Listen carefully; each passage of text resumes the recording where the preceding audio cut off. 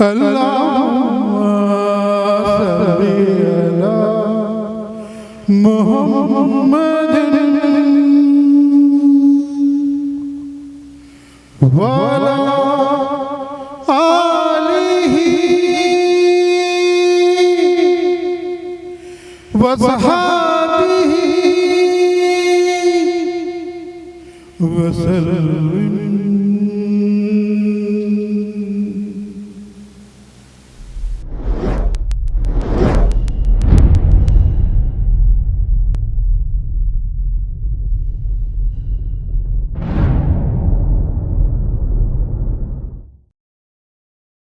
بسم اللہ الرحمن الرحیم.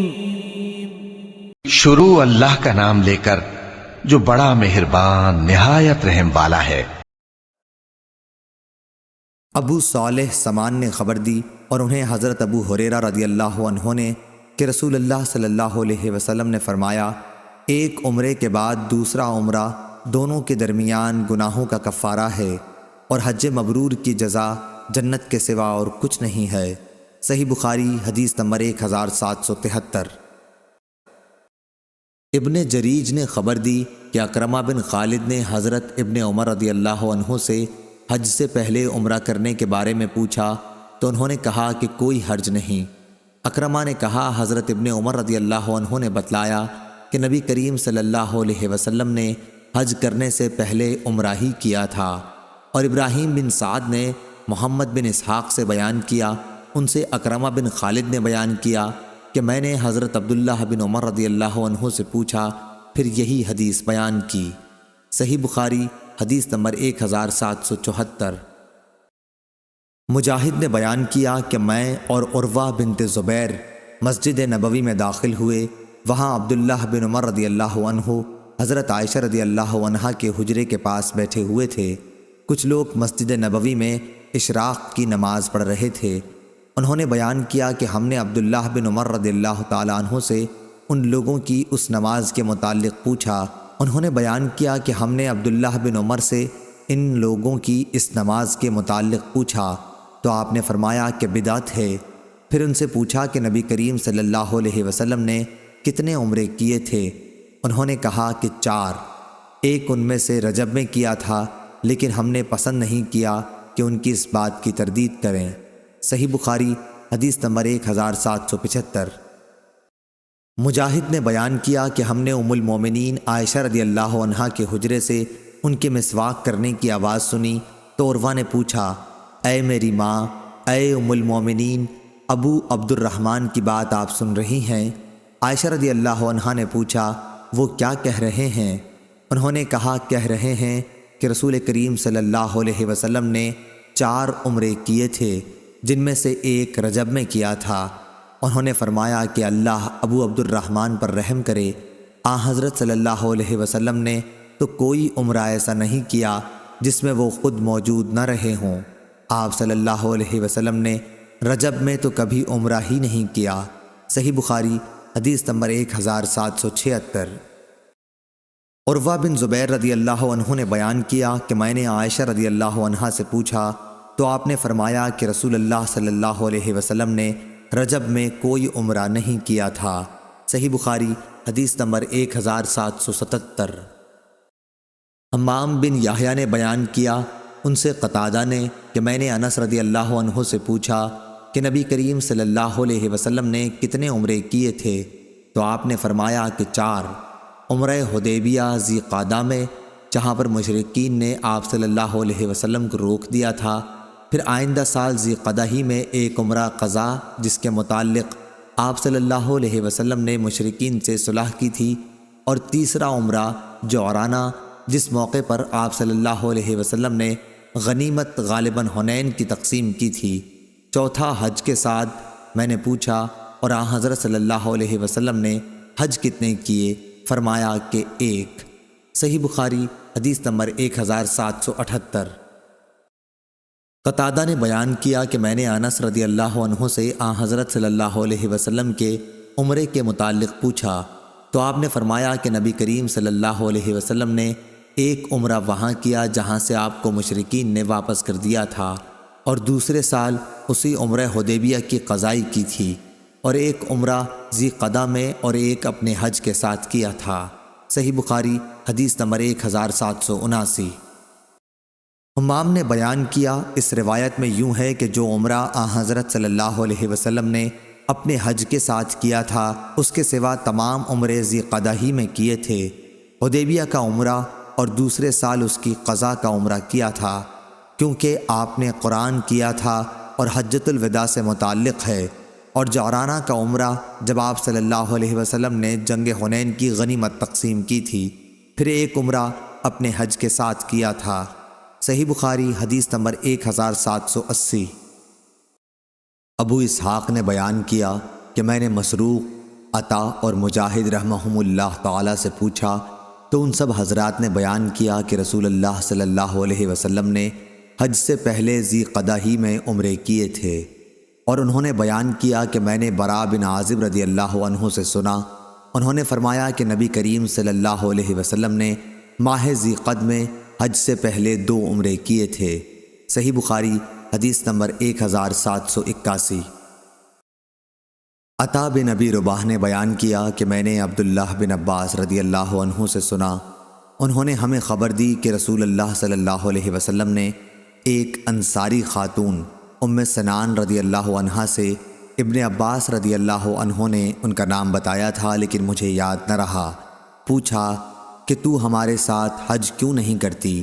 وہ کہنے لگی کہ ہمارے پاس ایک اونٹ تھا جس پر ابو فلاں یعنی اس کا خاوند اور اس کا بیٹا سوار ہو کر حج کے لیے چل دیے، اور ایک اونٹ انہوں نے چھوڑا ہے جس سے پانی لایا جاتا ہے۔ آپ صلی اللہ علیہ وسلم نے فرمایا کہ اچھا، جب رمضان آئے تو عمرہ کر لینا، کیونکہ رمضان کا عمرہ ایک حج کے برابر ہوتا ہے، یا اسی جیسی کوئی بات آپ صلی اللہ علیہ وسلم نے فرمائی۔ صحیح بخاری حدیث نمبر 1782۔ ہشام نے بیان کیا، ان سے ان کے والد عروہ نے اور ان سے حضرت عائشہ رضی اللہ عنہا نے بیان کیا کہ ہم رسول اللہ صلی اللہ علیہ وسلم کے ساتھ مدینے سے نکلے تو ذی الحج کا چاند نکلنے والا تھا۔ آپ صلی اللہ علیہ وسلم نے فرمایا کہ اگر کوئی حج کا احرام باندھنا چاہتا ہے تو وہ حج کا باندھ لے، اور اگر کوئی عمرے کا باندھنا چاہتا ہے تو وہ عمرے کا باندھ لے۔ اگر میرے ساتھ ہدی نہ ہوتی تو میں بھی عمرے کا احرام باندھتا۔ حضرت عائشہ رضی اللہ عنہا نے بیان کیا کہ ہم میں بعض نے تو عمرے کا احرام باندھا اور بعض نے حج کا احرام باندھا۔ میں بھی ان لوگوں میں تھی جنہوں نے عمرے کا احرام باندھا تھا، لیکن عرفہ کا دن آیا تو میں اس وقت حائضہ تھی، چنانچہ میں نے حضور صلی اللہ علیہ وسلم سے شکایت کی۔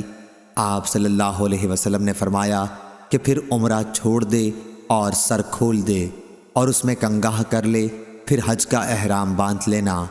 میں نے ایسا ہی کیا۔ جب محسب کے قیام کی رات آئی تو حضور صلی اللہ علیہ وسلم نے عبد الرحمن کو میرے ساتھ تنعیم بھیجا، وہاں سے میں نے عمرے کا احرام اپنے اس عمرے کے بدلے میں باندھا جس کو توڑ ڈالا تھا۔ صحیح بخاری حدیث نمبر 1783۔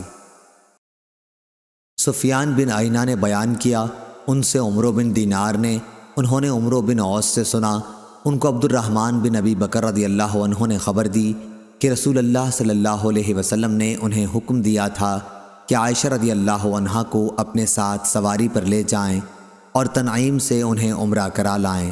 سفیان بن عینہ نے کہیں یوں کہا، میں نے عمرو بن دینار سے سنا، کہیں یوں کہا، میں نے کئی بار اس حدیث کو عمرو بن دینار سے سنا۔ صحیح بخاری حدیث نمبر 1784۔ جابر بن عبداللہ رضی اللہ عنہ نے بیان کیا کہ نبی کریم صلی اللہ علیہ وسلم اور آپ صلی اللہ علیہ وسلم کے اصحاب نے حج کا احرام باندھا تھا، اور حضرت صلی اللہ علیہ وسلم اور طلحہ رضی اللہ عنہ کے سوا قربانی کسی کے پاس نہیں تھی۔ انہی دنوں میں حضرت علی رضی اللہ عنہ یمن سے آئے تو ان کے ساتھ بھی قربانی تھی۔ انہوں نے کہا کہ جس چیز کا احرام رسول اللہ صلی اللہ علیہ وسلم نے باندھا ہے میرا بھی احرام وہی ہے۔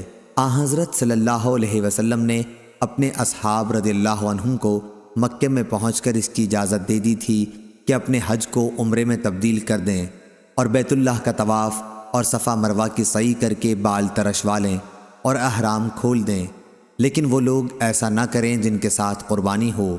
اس پر لوگوں نے کہا کہ ہم منا سے حج کے لیے اس طرح سے جائیں گے کہ ہمارے ذکر سے منی ٹپک رہی ہو۔ یہ بات رسول اللہ تک پہنچی تو آپ صلی اللہ علیہ وسلم نے فرمایا، جو بات اب ہوئی اگر پہلے سے معلوم ہوتی تو میں اپنے ساتھ ہدی نہ لاتا، اور اگر میرے ساتھ ہدی نہ ہوتی تو افعال عمرہ ادا کرنے کے بعد میں بھی احرام کھول دیتا۔ عائشہ رضی اللہ عنہا اس حج میں حائضہ ہو گئی تھیں، اس لیے انہوں نے اگرچہ تمام مناسک ادا کیے لیکن بیت اللہ کا طواف نہیں کیا۔ پھر جب وہ پاک ہو گئیں اور طواف کر لیا تو عرض کی، یا رسول اللہ صلی اللہ علیہ وسلم، سب لوگ حج اور عمرہ دونوں کر کے واپس ہو رہے ہیں لیکن میں صرف حج کر سکی ہوں۔ آپ نے اس پر عبد الرحمن بن ابی بکر رضی اللہ عنہ سے کہا کہ انہیں ہمراہ لے کر تنعیم جائیں اور عمرہ کرا لائیں۔ یہ عمرہ حج کے بعد ذی الحج کے ہی مہینے میں ہوا تھا۔ حضرت صلی اللہ علیہ وسلم جب جمرہ عقبہ کی رمی کر رہے تھے تو سراقہ بن مالک بن جاشم آپ صلی اللہ علیہ وسلم کی خدمت میں حاضر ہوئے اور پوچھا، یا رسول اللہ، کیا یہ عمرہ اور حج کے درمیان احرام کھول دینا صرف آپ صلی اللہ علیہ وسلم ہی کے لیے ہے؟ حضرت صلی اللہ علیہ وسلم نے فرمایا کہ نہیں، بلکہ ہمیشہ کے لیے ہے۔ صحیح بخاری حدیث نمبر 1785۔ ہشام بن عروہ نے بیان کیا، کہا کہ مجھے میرے والد عروہ نے خبر دی، کہا کہ مجھے عائشہ رضی اللہ عنہا نے خبر دی۔ انہوں نے کہا کہ ذی الحج کا چاند نکلنے والا تھا کہ ہم رسول اللہ صلی اللہ علیہ وسلم کے ساتھ مدینے سے حج کے لیے چلے۔ حضرت صلی اللہ علیہ وسلم نے فرمایا کہ جو عمرے کا احرام باندھنا چاہے وہ عمرے کا باندھ لے، اور جو حج کا باندھنا چاہے وہ حج کا باندھ لے۔ اگر میں اپنے ساتھ قربانی نہ لاتا تو میں بھی عمرے کا ہی احرام باندھتا۔ چنانچہ بہت سے لوگوں نے عمرے کا احرام باندھا اور بہتوں نے حج کا۔ میں بھی ان لوگوں میں تھی جنہوں نے عمرے کا احرام باندھا تھا، مگر میں مکہ میں داخل ہونے سے پہلے حائضہ ہو گئی۔ عرفہ کا دن آ گیا اور ابھی میں حائضہ ہی تھی۔ اس کا رونا میں رسول اللہ صلی اللہ علیہ وسلم کے سامنے روئی۔ آپ صلی اللہ علیہ وسلم نے فرمایا کہ عمرہ چھوڑ دے اور سر کھول لے اور کنگاہ کر لے، پھر حج کا احرام باندھ لینا۔ چنانچہ میں نے ایسا ہی کیا۔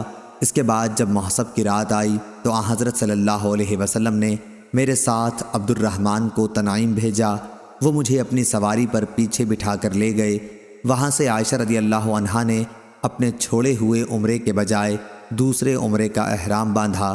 اس طرح اللہ تعالیٰ نے ان کا بھی حج اور عمرہ دونوں ہی پورے کر دیے۔ نہ تو اس کے لیے انہیں قربانی لانی پڑی، نہ صدقہ دینا پڑا، اور نہ روزہ رکھنا پڑا۔ صحیح بخاری حدیث نمبر 1786۔ ابن عون نے بیان کیا، ان سے قاسم بن محمد نے، اور دوسری روایت میں ابن عون ابراہیم سے روایت کرتے ہیں اور وہ اسود سے۔ انہوں نے بیان کیا کہ حضرت عائشہ رضی اللہ عنہا نے کہا، یا رسول اللہ صلی اللہ علیہ وسلم، لوگ تو 2 نسک حج اور عمرہ کر کے واپس ہو رہے ہیں اور میں نے صرف 1 نسک حج کیا ہے۔ اس پر ان سے کہا گیا کہ پھر انتظار کریں، اور جب پاک ہو جائیں تو تنعیم جا کر وہاں سے عمرے کا احرام باندھیں، پھر ہم سے فلاں جگہ آ ملیں، اور یہ کہ اس عمرے کا ثواب تمہارے خرچ اور محنت کے مطابق ملے گا۔ صحیح بخاری حدیث نمبر 1787۔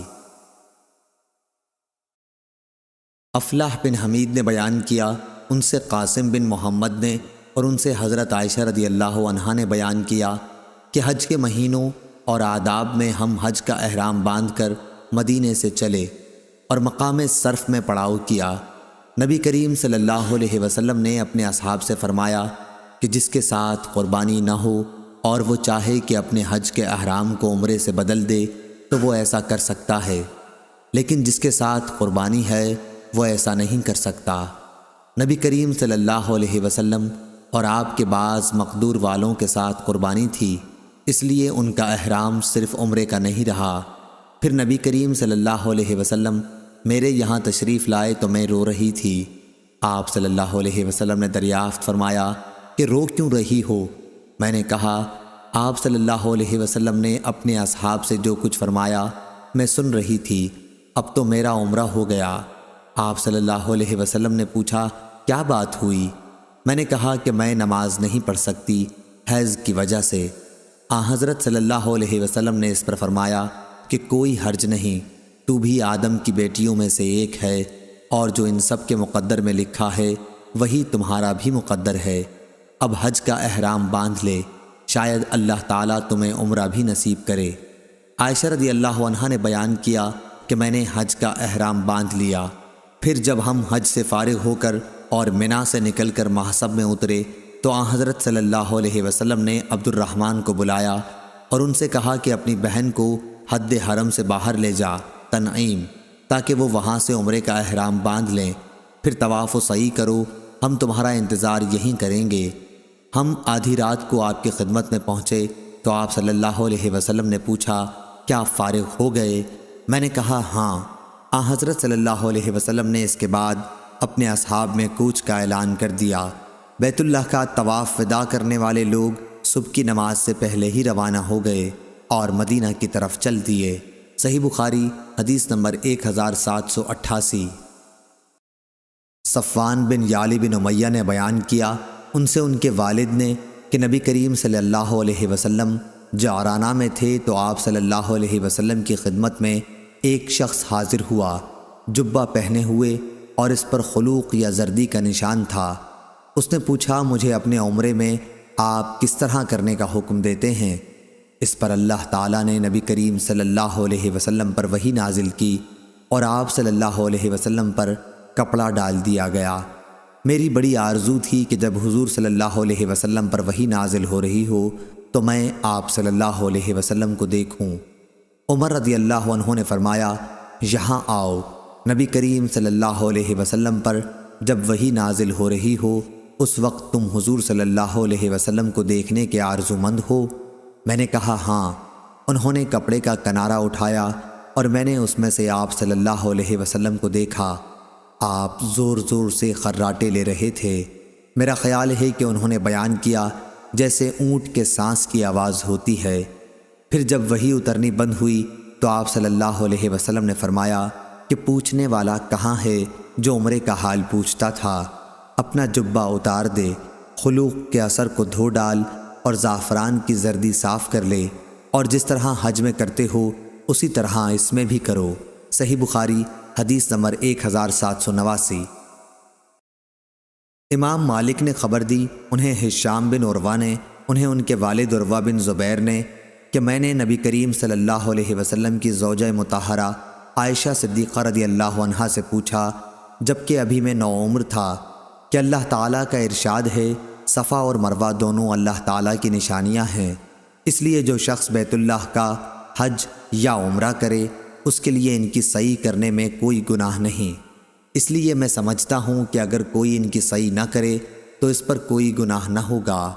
یہ سن کر حضرت عائشہ صدیقہ رضی اللہ عنہا نے فرمایا کہ ہرگز نہیں، اگر مطلب یہ ہوتا جیسا کہ تم بتا رہے ہو پھر تو ان کی سعی نہ کرنے میں واقعی کوئی حرج نہیں تھا، لیکن یہ آیت تو انصار کے بارے میں نازل ہوئی ہے جو منات بت کے نام کا احرام باندھتے تھے جو قدید کے مقابل میں رکھا ہوا تھا۔ وہ صفا اور مروہ کی سعی کو اچھا نہیں سمجھتے تھے۔ جب اسلام آیا تو انہوں نے رسول اللہ صلی اللہ علیہ وسلم سے اس کے بارے میں پوچھا اور اس پر اللہ تعالیٰ نے یہ آیت نازل فرمائی کہ صفا اور مروہ دونوں اللہ تعالیٰ کی نشانیاں ہیں، اس لیے جو شخص بیت اللہ کا حج یا عمرہ کرے اس کے لیے ان کی سعی کرنے میں کوئی گناہ نہیں۔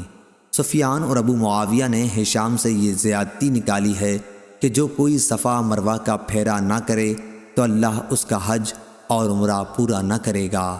صحیح بخاری حدیث نمبر 1790۔ اسحاق بن ابراہیم نے بیان کیا، ان سے جریر نے، ان سے اسماعیل نے، ان سے عبداللہ بن ابی اوفی نے بیان کیا کہ رسول اللہ صلی اللہ علیہ وسلم نے عمرہ بھی کیا اور ہم نے بھی آپ کے ساتھ عمرہ کیا۔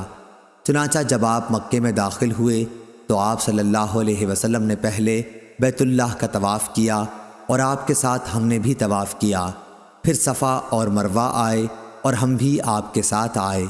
ہم آپ کی مکے والوں سے حفاظت کر رہے تھے کہ کہیں کوئی کافر تیر نہ چلا دے۔ میرے ایک ساتھی نے ابن ابی اوفا سے پوچھا کیا حضرت صلی اللہ علیہ وسلم کعبے میں اندر داخل ہوئے تھے؟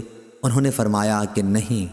صحیح بخاری حدیث نمبر 1791۔ کہا انہوں نے پھر پوچھا کیا حضرت صلی اللہ علیہ وسلم نے حضرت خدیجہ رضی اللہ عنہا کے متعلق کیا کچھ فرمایا تھا؟ انہوں نے بیان کیا کہ آپ صلی اللہ علیہ وسلم نے فرمایا تھا خدیجہ رضی اللہ عنہا کو جنت میں ایک موتی کے گھر کی بشارت ہو جس میں نہ کسی قسم کا شور و غل ہوگا نہ کوئی تکلیف ہوگی۔ صحیح بخاری حدیث نمبر 1792۔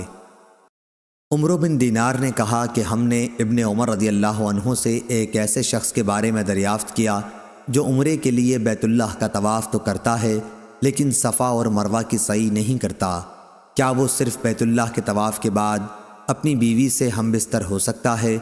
انہوں نے اس کا جواب یہ دیا کہ نبی کریم صلی اللہ علیہ وسلم مکہ تشریف لائے اور آپ صلی اللہ علیہ وسلم نے بیت اللہ کا 7 چکروں کے ساتھ طواف کیا، پھر مقام ابراہیم کے قریب 2 رکعت نماز پڑھی، اس کے بعد صفا اور مروہ کی 7 مرتبہ سعی کی، اور رسول اللہ صلی اللہ علیہ وسلم کی زندگی تمہارے لیے بہترین نمونہ ہے۔ صحیح بخاری حدیث نمبر 1793۔ انہوں نے بیان کیا کہ ہم نے جابر بن عبداللہ رضی اللہ عنہ سے بھی اس کے متعلق سوال کیا تو آپ نے فرمایا صفا اور مروہ کی سعی سے پہلے اپنی بیوی کے قریب بھی نہ جانا چاہیے۔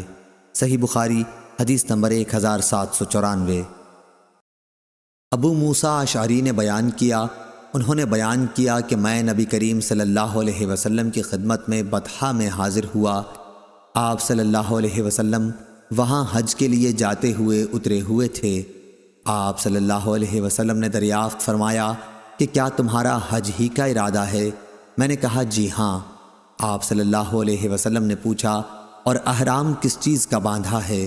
میں نے کہا میں نے اسی کا احرام باندھا ہے جس کا نبی کریم صلی اللہ علیہ وسلم نے احرام باندھا ہو۔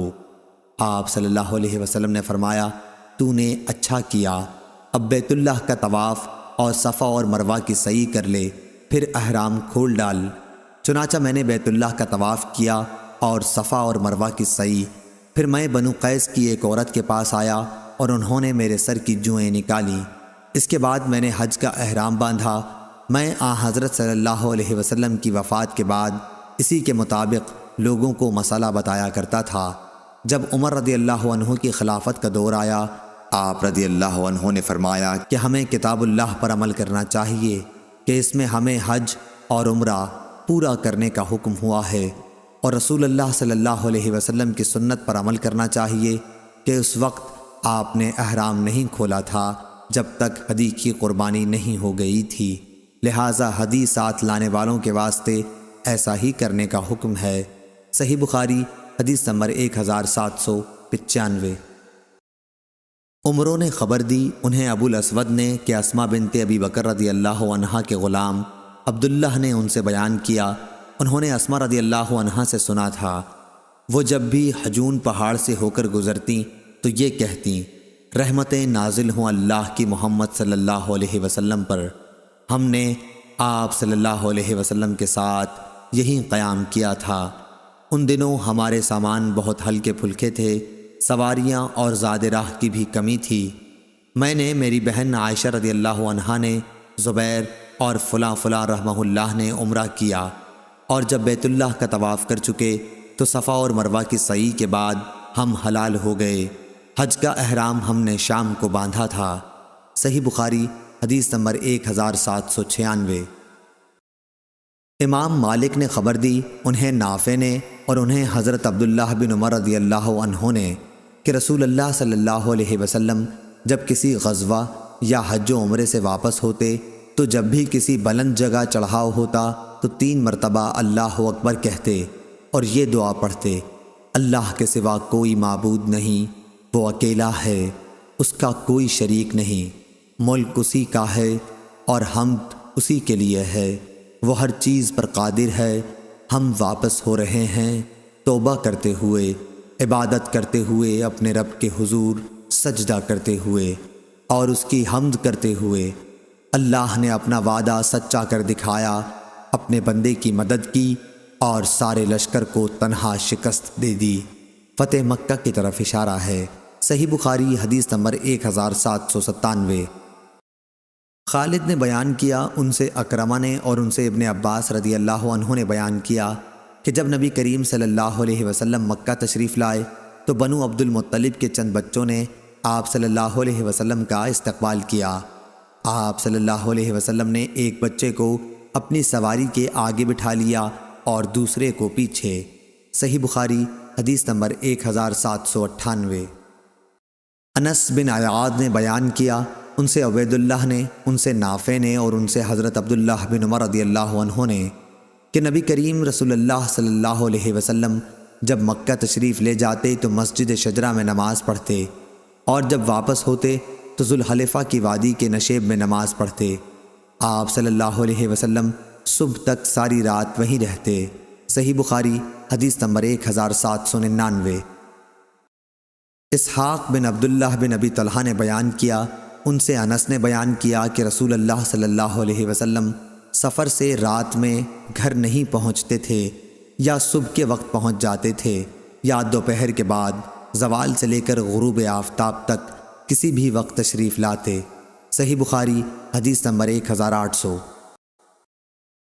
شعبہ نے بیان کیا، ان سے محارب بن دثار نے اور ان سے جابر رضی اللہ عنہ نے کہ رسول اللہ صلی اللہ علیہ وسلم نے سفر سے گھر رات کے وقت اترنے سے منع فرمایا۔ صحیح بخاری حدیث نمبر 1801۔ حمید طویل نے خبر دی، انہوں نے انس بن مالک رضی اللہ عنہ سے سنا کہ آپ نے کہا کہ جب رسول اللہ صلی اللہ علیہ وسلم سفر سے مدینہ واپس ہوتے اور مدینہ کے بالائی علاقوں پر نظر پڑتی تو اپنی اونٹنی کو تیز کر دیتے، کوئی دوسرا جانور ہوتا تو اسے بھی ایڑ لگاتے۔ ابو عبداللہ امام بخاری نے کہا کہ حارث بن عمیر نے حمید سے یہ تلفظ زیادہ کیے ہیں کہ مدینہ سے محبت کی وجہ سے سواری تیز کر دیتے تھے۔ صحیح بخاری حدیث نمبر 1802۔ شعبہ نے بیان کیا، ان سے ابو اسحاق نے کہ میں نے برا بن عازب رضی اللہ عنہ سے سنا، انہوں نے کہا کہ یہ آیت ہمارے بارے میں نازل ہوئی۔ انصار جب حج کے لیے آئے تو احرام کے بعد گھروں میں دروازوں سے نہیں جاتے بلکہ دیواروں سے کود کر گھر کے اندر داخل ہوا کرتے تھے۔